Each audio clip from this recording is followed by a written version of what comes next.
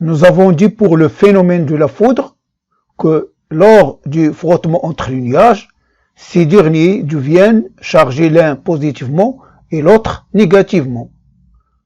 Des expériences simples, telles le frottement d'un bâton en verre avec un drap, voilà le bâton en verre, voilà le drap, fait apparaître des charges positives sur le verre et négatives sur le drap. Si on approche ce bâton chargé positivement des petits morceaux de papier, on constate que le bâton en verre attire les morceaux de papier. Donc il y a une attraction, il y a une force d'attraction, ce sont des forces électrostatiques. On peut refaire l'expérience avec d'autres corps. Et à la fin, on aboutit à la conclusion qu'il existe deux espèces de charges électriques. Il y a les charges positives, ça peut être des protons, des ions positifs. Et il y a les charges négatives, ça peut être des électrons ou des ions négatifs. Maintenant, voici quelques définitions on remarque. Une charge électrique ponctuelle, c'est quoi?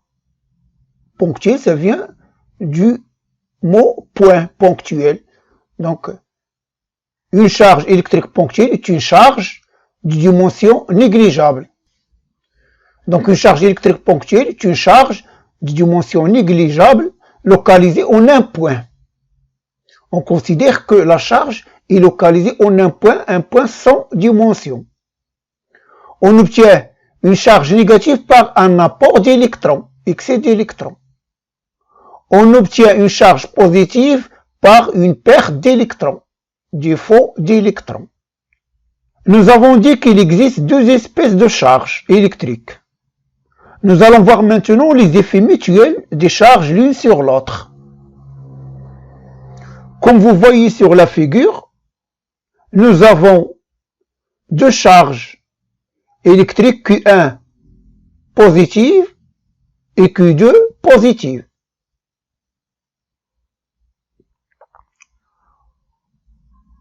Donc, que se passe-t-il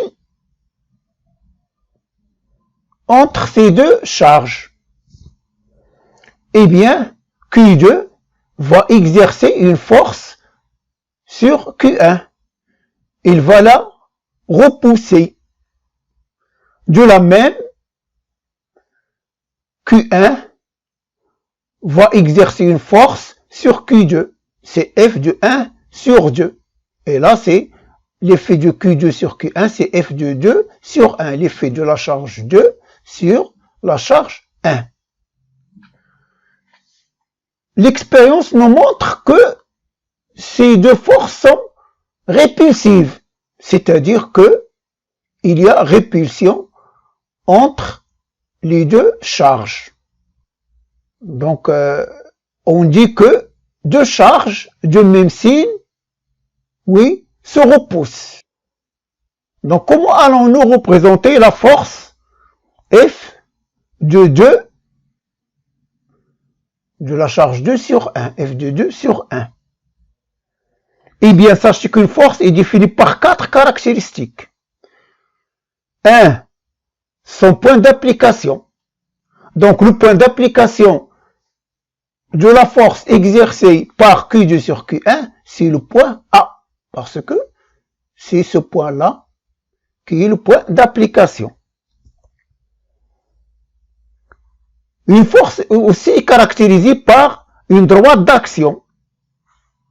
La droite d'action, c'est la droite joignant B et A. La force a un sens.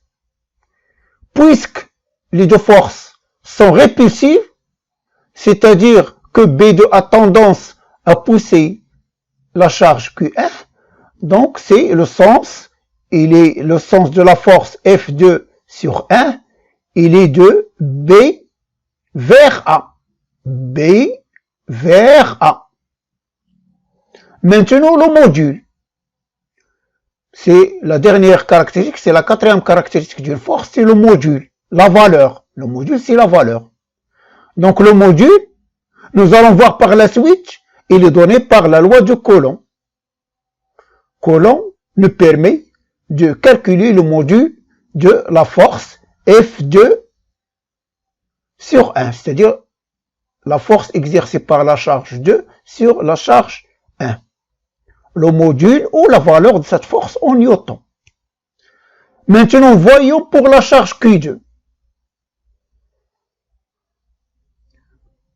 Q2 est elle aussi soumise à une force F de 1 sur 2, c'est-à-dire la force exercée par la charge Q1 sur la charge Q2. Définissons ces quatre caractéristiques. Nous avons dit qu'une force est définie, comme tout vecteur est défini par ces quatre caractéristiques. Le point d'application de la force F de 1 sur 2, c'est le point B. La droite d'action, c'est toujours la droite joignant A et B. Le sens, puisque la force F de 1, l'effet de 1 sur 2 est une force répulsive, c'est-à-dire elle a tendance à pousser la charge Q2, donc F de 1 sur 2 se dirige de A vers B, dans ce sens-là, A vers B. Et le module, enfin, la quatrième caractéristique, le module, il est donné par la loi de Coulomb, que nous verrons par la suite. Maintenant, voyons pour deux charges négatives, c'est-à-dire on va voir l'interaction entre deux charges négatives. Deux charges de même signe, nous avons dit que toujours deux charges de même signe se repoussent. Qu'elles soient positives ou négatives, ils sont de même signe, donc ils se repoussent. Donc, pour la charge Q1 négative, elle est soumise à une force de répulsion exercée par la charge Q2.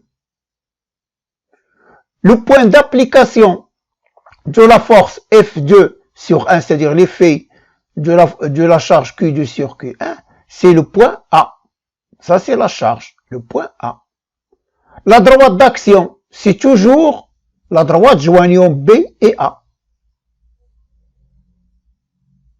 Le sens, puisque la force est répulsive, donc le sens c'est de B vers A.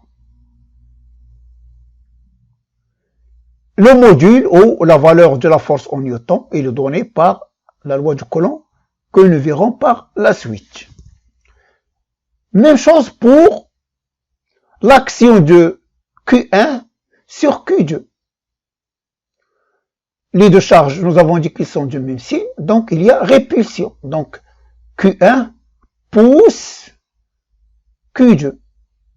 Donc le point d'application de la force F1 sur 2, c'est-à-dire l'effet de la charge 1 sur 2, c'est le point B. La droite d'action, c'est la droite joignant A et B. Le sens, puisque cette force est répulsive, donc c'est de A vers B. Le module, enfin, il est donné par la loi de Coulomb. Maintenant, nous allons voir l'interaction de deux charges de signe contraire. Eh bien, sachez que deux charges de signe contraire s'attirent. Sur la figure, vous avez une charge Q1 positive placée en A, et vous avez Q2, une charge négative placée au B. L'expérience montre que les deux charges s'attirent. On dit qu'il y a attraction. L'une attire l'autre. Donc, deux charges de signe contraire s'attirent. C'est contrairement à, à deux charges de même signe se repoussent. Qu'elles soient positives ou qu'elles soient négatives, ils se repoussent. Mais deux charges de signe contraire s'attirent. Maintenant, voyons pour les forces. la force exercée par la charge 2 sur la charge 1, c'est F de 2, la charge 2 sur 1. Son point d'application. Le point d'application, c'est A. Sa droite d'action, oui, c'est la droite AB. La droite AB. Le sens. Puisque les forces sont, oui, sont comment? Sont attractives. Donc B attire A. Puisque B attire A, donc le sens de la force F de 1, c'est de A vers B. Le module, il est donné par la loi de Coulomb. Maintenant, voyons l'action de Q1 sur Q2. L'action de Q1 sur Q2, c'est la même chose. C'est une force attractive puisqu'ils sont de signes contraires. Le point d'application de la force F1 sur 2, c'est le point B. La droite d'action, c'est toujours AB, puisque A a tendance à attirer B, donc le sens de la force, c'est de B vers A. Maintenant, le module, il est donné par la loi de Coulomb.